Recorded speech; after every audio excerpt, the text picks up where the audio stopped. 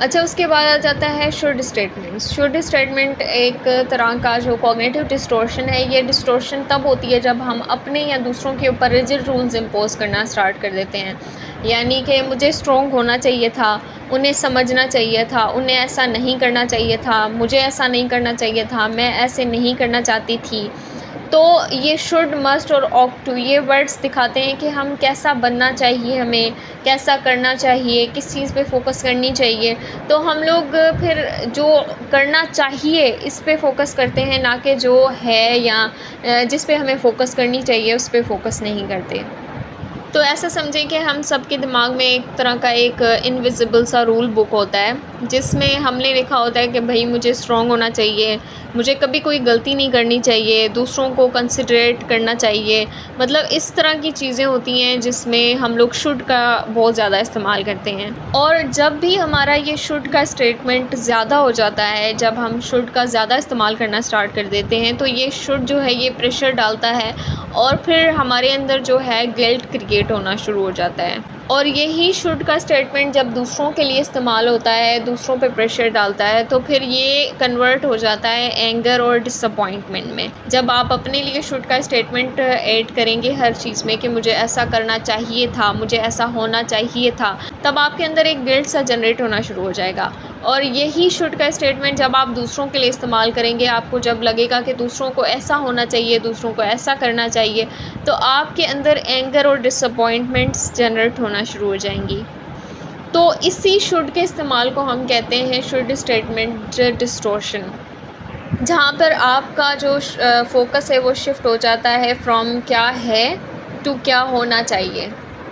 बहुत सारे लोगों को आपने देखा होगा कि वो कहते हैं मुझे रोना नहीं चाहिए था, मुझे इतना सैड नहीं होना चाहिए था, मुझे क्यों ऐसा फ़ील हो रहा है। तो भाई वो भूल जाते हैं कि you are a human, feelings आती हैं और अलाउड है, आप फील करें। या फिर बहुत सारे लोग शुड का स्टेटमेंट यूज़ करते हैं रिग्रेट शो करने के लिए कि मुझे ये जॉब की ऑफ़र आई थी, मुझे एक्सेप्ट कर लेनी चाहिए थी।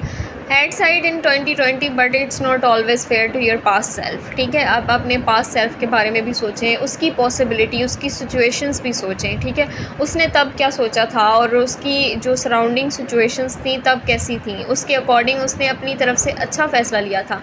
तो बस अब गुजर चुका है पास्ट, आपने उसके बारे में नहीं सोचना, वरना जो आपका पास्ट सेल्फ है आप उसको गिल्ट में डाल रहे हैं। ठीक है, और बहुत मर्तबा हम ब्लेम करते हैं दूसरों को, उसे मेरा मूड समझना चाहिए था, उसे मेरी सिचुएशन समझनी चाहिए थी, उसको ये करना चाहिए था, उसको वो करना चाहिए था।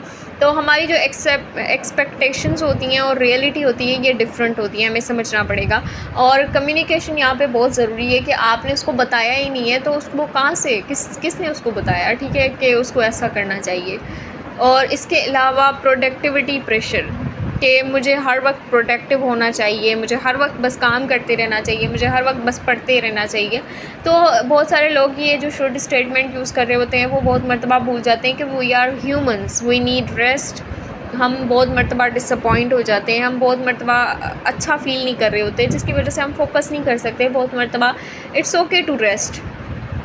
अच्छा, ये आपके लिए क्यों हार्मफुल है? ये आपके लिए हार्मफुल है क्योंकि ये क्रिएट करता है आपके अंदर गिल्ट को।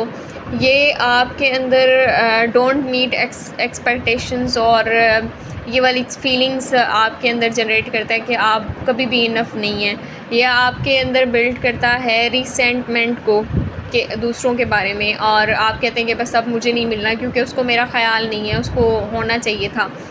और ये आपको आपके लिए एक बहुत बड़ी दीवार बना देता है कि आप एक्सेप्ट करें who you are and who others are. मतलब क्या हैं आप और क्या है दूसरे, उसको और ये आपको स्टॉप करता है from accepting ourselves and others as we are. यानी कि हम अपने आप को और दूसरों को उस कंडीशन में एक्सेप्ट नहीं करते जिसमें हम हैं, जिस वर्जन में हम हैं, हम उसको ऐसे एक्सेप्ट नहीं करते। हम सोचते हैं कि ये ऐसा होना चाहिए था, मैं ऐसा होना चाहिए था।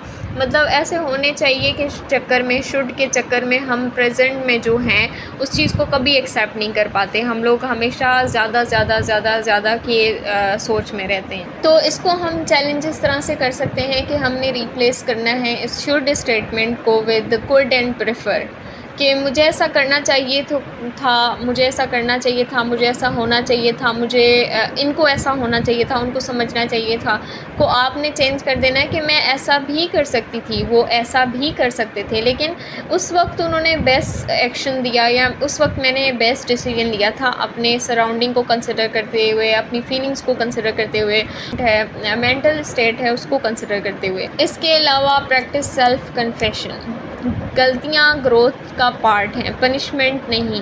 इसके अलावा बनाएं फ्लेक्सिबिलिटी के लिए अपने अंदर एक रूम के आपको पता होना चाहिए कि आपको फ्लेक्सिबल होना चाहिए सिचुएशंस की एक्सेप्टेंस से रिलेटेड और हर चीज़ से रिलेटेड।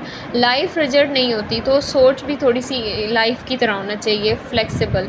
और कम्युनिकेट इंस्टेड ऑफ एक्सपेक्टिंग, के इंस्टेड ऑफ के उन्हें समझना चाहिए था, ट्राई मुझे उनसे क्लियरली बात करनी चाहिए थी ताकि उनको समझ आए, क्योंकि ये एक जो शुड स्टेटमेंट है ये एक इनविजिबल केज की तरह होता है, पिंजरे की तरह, जहाँ हम खुद को पनिश करते रहते हैं फॉर नॉट बीइंग परफेक्ट, या दूसरों को परफेक्ट ना देखते हुए हम खुद को पनिश करते रहते हैं, सोचते रहते हैं, अजियत में रहते हैं। लेकिन ज़िंदगी एक स्ट्रेट लाइन नहीं होती, हर इंसान, हर इमोशन और हर डिसीजन थोड़ा रॉ, थोड़ा रियल होता है, ठीक है। सो अगली टाइम जब भी आपके दिमाग में ऐसा कोई थॉट आए जो आपको शुड स्टेटमेंट कहने पे मजबूर कर दे, तो आपने ऐसा करना है कि आपने ये नहीं सोचना कि मुझे ऐसा नहीं करना चाहिए था, मुझे ऐसा करना चाहिए था। आपने खुद को रोकना है और पूछना है खुद से कि क्या ये रूल मेरी ग्रोथ में हेल्प कर रहा है या थोड़ा और सफोकेशन और थोड़ी सी और स्ट्रगल जनरेट कर रहा है, ठीक है। अगर मैं पास्ट के बारे में भी सोच रही हूँ, मुझे वो जॉब एक्सेप्ट कर लेनी चाहिए थी, तो क्या अभी ये सोचना और शुड लगाना इस सिचुएशन में मेरे लिए अभी करंटली कितना हेल्पफुल है। क्योंकि कभी कभी जो शुड है ये आपके दिमाग के अंदर एक शोर जनरेट करता है जो आपको आने वाली स्ट्रगल्स में भी बहुत ज़्यादा हर्ट करके और अच्छा 10th नंबर पे आ जाता है पर्सनलाइजेशन एंड ब्लेम। यानी पर्सनलाइजेशन तब होती है जब हम हर नेगेटिव सिचुएशंस का ज़िम्मेदार हम खुद को बना लेते हैं या फिर दूसरों को एक्सेसिवली ब्लेम करना स्टार्ट कर देते हैं कि बिना सिचुएशन को रियलिस्टिकली देखे, उसको पूरी तरह से देखे बगैर या तो खुद को ज़िम्मेदार बना देंगे या दूसरों को ब्लेम करना स्टार्ट कर देंगे कि ये सब मेरी वजह से हुआ है, या अगर मैं थोड़ा बेहतर होती तो ये ना होता, मैं अगर थोड़ा सा अच्छा बिहेव कर देती तो ऐसा ना होता, या दूसरों को ब्लेम करते रहना कि उसने मुझे हमेशा से हर्ट किया है, उसकी गलती है, ये सिचुएशन उसकी वजह से पैदा हुई है। ये डिस्टोर्शन, इस डिस्टोर्शन में या तो हम ओवर रिस्पॉन्सिबल बन जाते हैं या फिर ज़ीरो रिस्पॉन्सिबिलिटी एक्सेप्ट करते हैं, या तो बिल्कुल ख़ुद को ज़िम्मेदार बना देते हैं या दूसरों को ही ब्लेम करते रहते हैं। अगर कोई अगला इंसान अच्छे से बिहेव नहीं कर रहा, उसके मूड स्विंग्स चल रहे हैं, तो आप फ़ौरन से सोचना स्टार्ट कर दें कि शायद मैंने ही कुछ गलत कह दिया होगा, मेरी कोई बात बुरी लग गई होगी, मेरी किसी एक्शन की वजह से उसका मूड ख़राब हुआ होगा। या अगर आपका किसी के साथ कोई रिलेशनशिप ख़त्म हुआ है, किसी के साथ कोई दोस्ती ख़त्म हुई है, तो आपने सोचना स्टार्ट कर देना है कि मेरी वजह से ही हुआ है, मैं ही ठीक नहीं हूँ, मेरी एक्शन ठीक नहीं है, मैंने ही कुछ गलत किया होगा। तो यह है पर्सनलाइजेशन, जहाँ हम अपने दर्द को भी बर्दाश्त करते हैं और रिस्पॉन्सिबिलिटी एक्सेप्ट करके उनके हिस्से का दर्द भी हम खुद ही बर्दाश्त करते हैं। और कुछ लोग इसके बिल्कुल अपोजिट करते हैं कि हम लोग अपोजिट सोचना शुरू कर दें कि जो भी सिचुएशन है उस पर बस दूसरों को ब्लेम करना स्टार्ट कर दें। अगर कोई किसी का मूड ख़राब है तो उसका मूड भी उसकी वजह से ही ख़राब है, उसकी ही सारी गलती है। और अगर कोई रिलेशनशिप एंड हुआ है तो उसकी वजह से ही सब कुछ हुआ है, उसको ही ज़िम्मेदार बना लेना, ब्लेम सब किसी और के सर डाल देना बिना ये सोचे कि कहीं हम भी उसमें थोड़ा सा पार्ट प्ले तो नहीं कर रहे। जैसे एक आंटी को मैंने देखा और उनका बेटा थोड़ा सा डिप्रेस था, थोड़ा सा डिप्रेशन फेज से गुज़र रहा था, तो वो हमेशा ये कहती थी कि मेरी ही गलती है, मैं ये अच्छी माँ नहीं हूँ, मैंने उसे सही से संभाला नहीं। हालांकि उनको समझना चाहिए कि मेंटल हेल्थ बहुत कॉम्प्लेक्स चीज़ है, it's not all about one person, ठीक है। बहुत सारी सिचुएशन कंट्रीब्यूट करती हैं इसमें।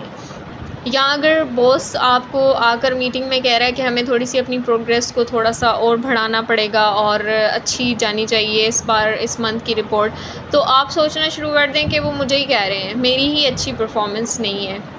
या फिर आप लोग बिल्कुल अपोज़िट करना स्टार्ट कर दें कि अगर कोई बच्चा डिप्रेस्ड है तो सारी उसी की गलती है ना, उसने फ़ोन यूज़ किया था, जैसे अम्मियाँ कहती हैं। या अगर कोई बॉस कह रहा है तो आप बोलें कि मेरी कोलीग्स ही ठीक काम नहीं कर रहे, इसकी वजह से बॉस ऐसा कह रहे हैं, या बॉस खुद ही ठीक नहीं कर रहे। तो इस तरह से सारा ब्लेम एक इंसान पे डाल देना।